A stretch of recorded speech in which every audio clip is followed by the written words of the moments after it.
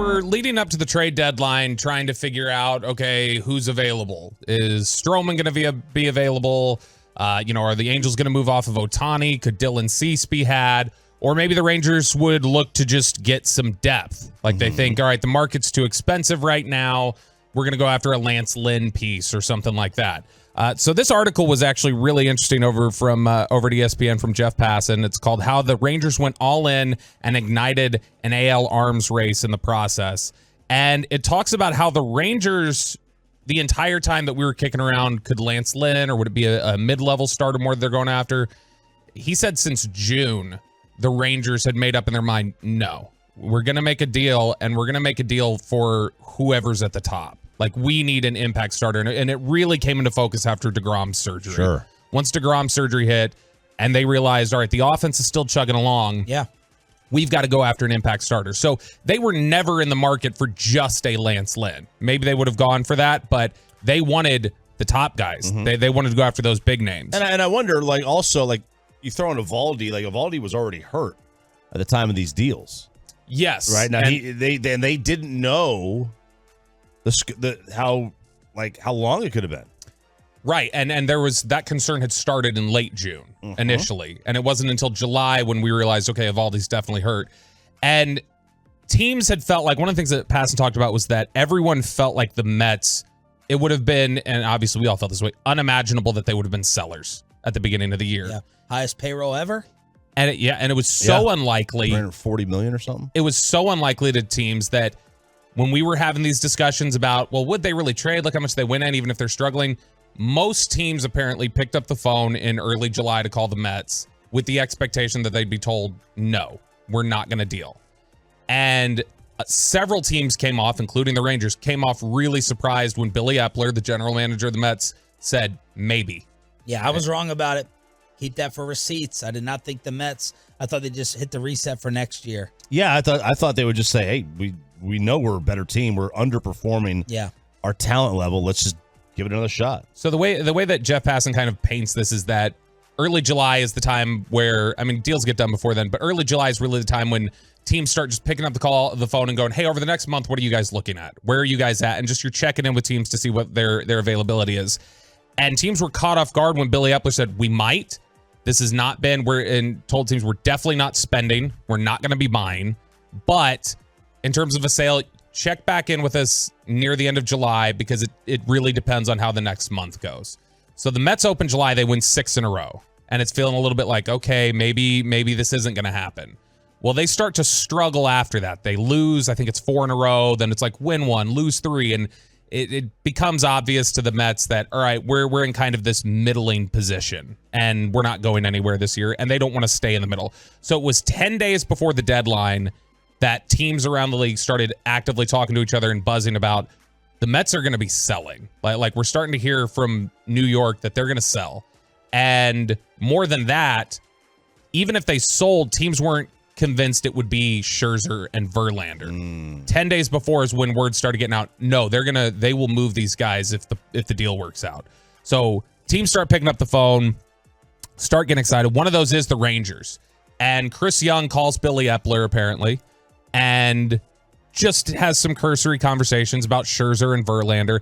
Now, the interesting thing is, while we heard from different reporters that around the league, the thought is Verlander's the better pitcher, everybody wants Verlander right now over Scherzer, Jeff Passan says that Texas's preference the entire time was Max Scherzer over Justin Verlander. He says that it's mainly due to the fact that if they could get the option year, they like the second year. Okay. And there is still, even though they're both older pitchers, there's a 3-year age difference, obviously, between Scherzer and Verlander. Verlander's in his early 40s. Scherzer's what, 38, 39? And so the younger age of Scherzer, the fact that he had the option year that they could count on, that gave them the preference for Scherzer. But when they called him and Billy Epler started just throwing out some names, like, what about this prospect? What about this one? This one? It says Chris Young started to realize, oh, okay, we've got a real path here because none of these names feel like too much to me. Oh. And so that's when the juice really started to get going. And so on July 27th. Well, he's gonna start wearing the F them pick shirt now. So this like the F them prospects. So we always, I know we've asked before. We talked to I think Mike and Derek about this in the days leading up to it. Of hey, how aware are players when they're potentially going to get traded?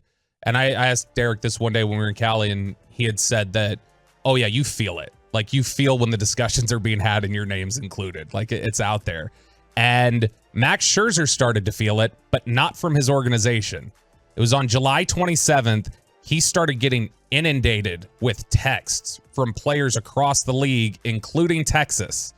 And each of them had a different spin on what was essentially the same idea, which is our team wants to trade for you, and you should really waive your no trade clause and come here and make it happen. And this threw Scherzer off, apparently.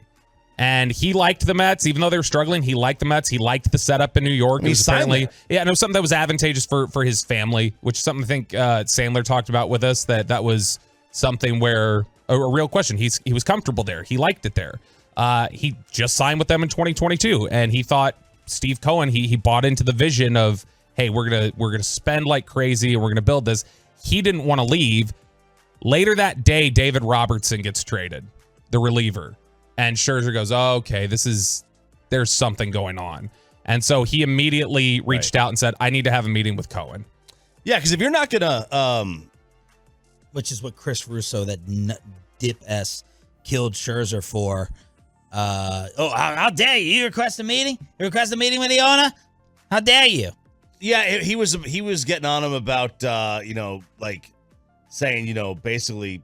What did you need to do that for? All that stuff, but he wanted to know if they're blowing it up. Yeah, you're looking at it from, if you're Max and they trade Robertson, like if you're trying to compete, you don't trade bullpen help. Yeah. If you're trying to compete, like that's what people look for. Yeah, it didn't take a detective.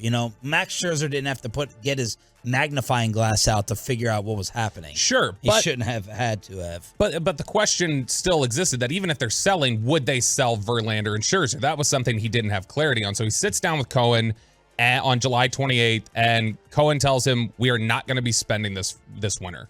So not only are they not making deals at the deadline, Cohen told him we're not spending on free agents again this offseason.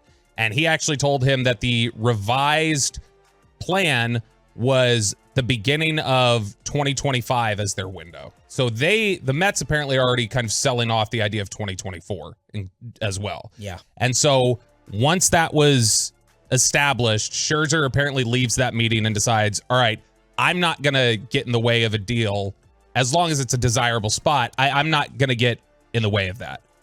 So you start getting some more dominoes that go down. Angels say they're not trading Ohtani. They go out and get Giolito. The Cubs start having some success. They say, we're not moving Marcus Stroman. They're in the wild card now, right? I think the Cubs are. Yeah. The Red Sox were non-committal on dealing James Paxton. The price on Eduardo Rodriguez for the Tigers was really, really high. And so Texas starts seeing some of these things and hearing some of the chatter and knowing what's going on with different teams.